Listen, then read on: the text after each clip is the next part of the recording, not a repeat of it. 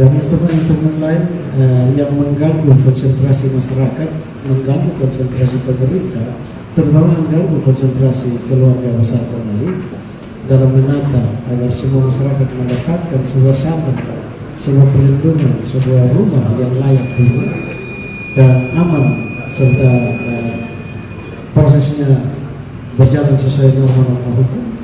Oleh karena itu kami ingin menyampaikan bahwa ketiga persoalan besar ini sebenarnya sudah selesai, tetapi biasa kalau manusia pun tidak ada virus, berarti itu juga kita tidak bisa katakan bahwa manusia ini normal. Dan kita percaya bahwa apa yang disampaikan, disambungkan melalui media-media bahwa persoalan-persoalan tanah Korea ini harus dibagi, harus ini yang berkuasa, harus ini. Tetapi sesungguhnya keputusan-keputusan hukum ini telah berada di dalam sebuah judeks fiksi, sebuah lembaga peradilan yang sudah menetapkan siapa yang lebih berkewenangan. Oleh karena itu, menyambung apa yang disampaikan oleh kuasa hukum daripada Tante Yuliana Konai, saya pikir adalah hal yang patut saya berterima kasih atas nama keluarga, karena beliau lebih mempertajam, menginformasikan kepada masyarakat bahwa benar ini adalah tanah yang dimiliki oleh Konai. Yang beliau menekankan bahwa persoalannya adalah persoalan internal, tetapi sesungguhnya seinternal apa yang kita hadapi, tetapi sudah memiliki kekuatan hukum. Itu ada putusan 160, ada putusan 20 kalau tidak salah, itu sesuai dengan hierarki atau tingkatan daripada keputusan-keputusan yang kita maksudkan. Oleh karena itu tentunya teman-teman juga berpikir, kita jangan bicara soal ribuan hektar yang ada, ratusan hektar yang ada. Coba kita bicara saja tentang masing-masing punya tempat rumah. Kalau saudara perempuan kita angkat dan jual, kira-kira seperti apa? Ini yang menjadi masalah. Jangan berpikir soal terlalu besar, nanti alam pikir kita jauh, menerang, naik turun gunung dan lain sebagainya. Berpikir tentang halaman rumah saja. Nah, ini adat orang Timur ini tidak seperti itu. Itu adalah etika. Dan ini kita sudah berbicara tentang 200-300 hektar. Tentunya banyak yang tadi saya bilang, ada virus di dalam, ada instrumen-instrumen lain yang mengganggu akan kenyamanan konsentrasi daripada masyarakat yang berada di dalam wilayah tersebut. Saya pikir teman-teman media ini cukup berpengalaman. Saya lihat ada wartawan-wartawan senior banyak di sini yang selalu ada pada lembaga peradilan.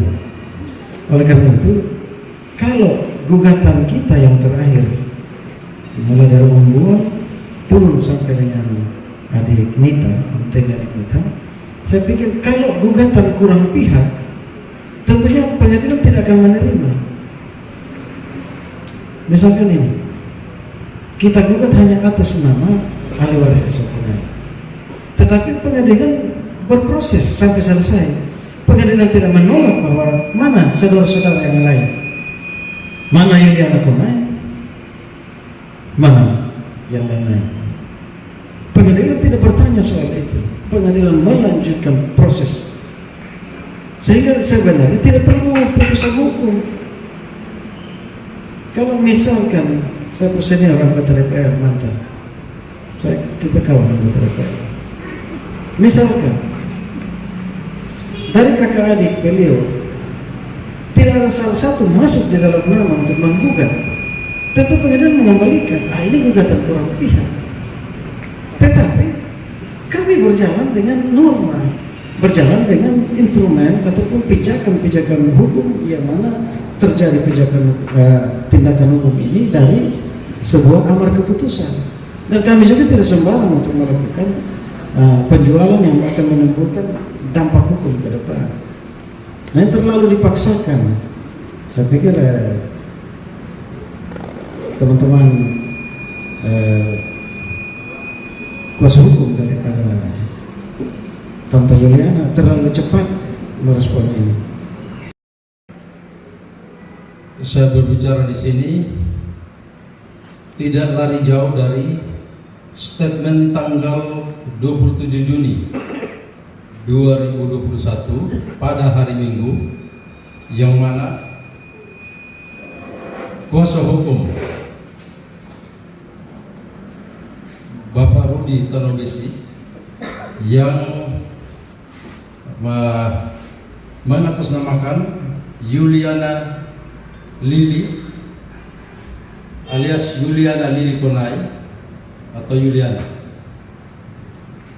Nah, ini dalam hal ini, kalau saya tidak lihat ya, yang saya lihat di YouTube atau yang fakta pada video, hanya kelihatan ada Rudi Tanobesi selaku kuasa hukum dari Yuliana dan anaknya Yuliana yaitu Nixon Lili. Entah ada wartawan atau teman-teman yang diundang yang sudah mendengar langsung, melihat langsung, atau dengan statement-statement Rudi terhadap Esau Konai, ayah saya, atau Insinyur Domingus Konai almarhum, kakak kandung saya, dengan hal-hal yang kalau saya bilang sangat naif. Karena gugatan atau perkara dengan nomor register 20 tanggal 4 Agustus tahun 2015 itu putusannya telah inkrah dengan putusan banding 160 tanggal 11 Desember 2015. Nah, itu dengan pengacara atau kuasa hukumnya yaitu Rudi Tanobesi. Dan kalau Rudi Tanobesi masih bicarakan soal putusan 3171 atau putusan yang sudah lampau, atau menyatakan bahwa Esau Konai begini, Rudi Tanobesi tahu dalam perkara itu tidak. Mohon maaf ya, kalau dalam perkara nomor 20 bisa dilihat di sini, Rudi Tanobesi sebagai pengacara magang. Saya kasih ingat dia, ini pengacara magang yang numpang benderanya Freddy Produk, pengacara yang sudah punya bendera yang bisa beracara, sehingga perkara ini adalah perkara Freddy Produk. Dan perkara ini ada 7 ahli waris yang namanya 1 Yuliana penggugat 1, Markus Konai ahli waris pengganti dari Sakarias Bartolomeus Konai, itu semua saudara kandung dari bapak saya. Penggugat 3 ada namanya Salim Mansur Sita, ahli waris dari Agustina Konai, Molis Nasita masih ahli waris dari Agustina Konai, Salim Ibrahim Mansur Sita penggugat 5 masih sama ahli waris pengganti dari Sanci Konai. Lalu ada anak-anak dari Urbanus Konai yaitu Robinson Konai, itu tidak masuk dalam perkara ini. Urbanus di luar. Dilanjutkan dengan anak-anak dari Sanci Konai yaitu Gerson Konai dan Hedi Konai. Semua sudah turut dalam gugatan ini. Nah, asas-asas hukum, aspek hukum yang tidak dijelaskan dalam pertemuan atau konferensi pers tanggal 27 Juni hari Minggu kemarin. Kalau Rudi sebagai seorang pengacara membuat pencerahan hukum yang baik, jangan membuat pembodohan hukum. Di sisi lain dia mengakui bahwa perkara ini dia kalah, tetapi menuntut agar warisan ini dibagi. Substansi dalam perkara ini adalah minta bagi warisan, tetapi kalah. Lalu perkara ini tidak pakai. Saya tetap melihat pada salah satu berita entah media apa yang tulis bahwa putusan ini adalah putusan gila. Benar tidak? Itu media mana yang tulis bahwa putusan ini adalah putusan gila? Nah, kalau putus asa bilang, nah ini penghinaan terhadap lembaga pengadilan. Tidak puas gugat lagi, pengadilan menerima sampai kapanpun. Tetapi ingat, ada asas-asas hukum yang mana dengan istilah nebis idem. Siapapun ahli waris dari Sanci, siapapun ahli waris dari Bartolomeus Sakarias Konai atau Yuliana. Nah ini mohon maaf kalau kita bicara cukup Agustina, Yuliana dan khususnya Sanci, itu kita bisa tahu kalau di daerah timur atau NTT ini atau mungkin di luar, yang namanya matrilineal tidak ikut mengurus harta warisan. Apalagi secontoh di Rote, orang Rote paling pamali bawa mengwarisan dari perempuan di Goiko. Itu nyata karena itu mama Rote. Jadi beta ingatkan bahwa urusan warisan tanah suku tanah adat adalah patrilineal, garis kebapaan. Apalagi yang muncul dengan Rudi Basuki, Rudi Talabesi kemarin adalah Nixon Lili. Bapaknya Hendrik Lili datang dari Alor, suruh dia cari Hendrik Lili punya warisan di Alor. Karena Hendrik datang ke Kupang tidak bawa tanah. Saya ingatkan dia baik-baik. Meninggal saja kubur kita tutup, tidak boleh kubur di situ. Itu bukan warisan Hendrik Lili. Saya ingatkan, jadi Rudi Talabesi kemarin memberikan pembodohan hukum terhadap Juliana, maka terjadi jual beli yang dilakukan oleh Juliana. Kalau seandainya kemarin dia tidak membuat statement bahwa ini warisan belum dibagi, lalu perkara ini kau tahu tidak? Atau kalau pengacara magang dia tidak mengerti? Lalu dengan putusan ini, begitu kalah di pengadilan negeri Kupang, Freddy Gloduk mundur, datang putusan nomor 160, putusan banding, Rudi ganti dengan kuasa hukumnya adalah Benyamin Tunggal. Pada di tingkat banding, putusan ini memperkuat putusan pengadilan negeri Kupang, berarti amarnya menyatakan bahwa gugatan ditolak atau mereka tetap dikatakan sebagai pihak yang kalah. Nah, ini saya cerita baik-baik. Kalau tidak salah dengar tadi, penggugat 1 Juliana, penggugat 2 Markus Konai, penggugat 3 Salim Mansur Sita, penggugat 4 Molis Nasita, penggugat 5 Ibrahim Mansur Sita, penggugat ke-6 Gerson Konai dan Heni Konai. Nah, setelah perkara ini inkrah, telah berkekuatan hukum tetap karena tidak menggunakan upaya kasasi ke Mahkamah Agung, maka ini selesai di tingkat banding. Artinya perkara sudah tuntas, tidak ada perkara lagi. Muncul perkara baru yang diciptakan lagi oleh Rudi Talabesi dalam perkara nomor 157. Ini inkrahnya 19 Mei tahun 2016. Di mana perkara ini Rudi Basuki, Rudi Talabesi, mohon maaf, karena ada berhubungan dengan penjualan tanah oleh Rudi Basuki yang menjadi pra peradilan tadi di pengadilan, saya teringat Rudi Talabesi sama Rudi Basuki, mohon maaf. Nah, ini muncul ahli waris dari Urbanus Konai, yaitu Robinson Konai. Tadinya dari 6 orang anak Yohanes Konai, yang di mana Rudi Talabesi meminta agar pembagian warisan harus kepada 6 orang anak ini, muncul anak dari Urbanus Konai yaitu Robinson Konai, baru tahun lalu bulan Agustus meninggal. Penggugat 2 Johannes Konai, ahli waris dari Sakarias Bartolomeus Konai, yaitu saudara kandung dari Markus Konai, penggugat nomor 2. Ini penggugat perkara baru dengan muncul penggugat baru Robinson Markus. Sekarang ada lagi yang namanya penggugat 3 Robert Jamie Konai. Robert Jamie Konai ini ahli waris dari Sanci Konai, yang mana dalam perkara nomor 20 Heni dan Gerson itu dalam penggugat nomor 6 dan 7 adalah saudara kandung dari Robert Jamie Konai. Lalu yang terakhir penggugat 4 Elisa Konai, masih saudara kandung dari Robert Jamie Konai, Heni Konai dan Gerson Konai, atau ahli waris pengganti dari Sanci Konai. Nah, mereka menggugat siapa-siapa? Menggugat Domingus Konai, yang tadinya dalam perkara ini Domingus sebagai tergugat menang. Kok sekarang terbalik? Domingus digugat, tergugat 1, Juliana tergugat 2, dan Markus Konai tergugat 3. Yang tadinya di sini Markus dan Juliana adalah penggugat nomor 2 dan 3. Bagaimana sekarang Markus dan Juliana turut digugat bersama-sama dengan Domingus Konai? Maka gugatan ini dijuluki gugatan pura-pura. Kalau Kalau kemarin Rudi bisa katakan di media bahwa ini gugatan putusan gila, saya kasih tahu bahwa ini gugatan spekulasi.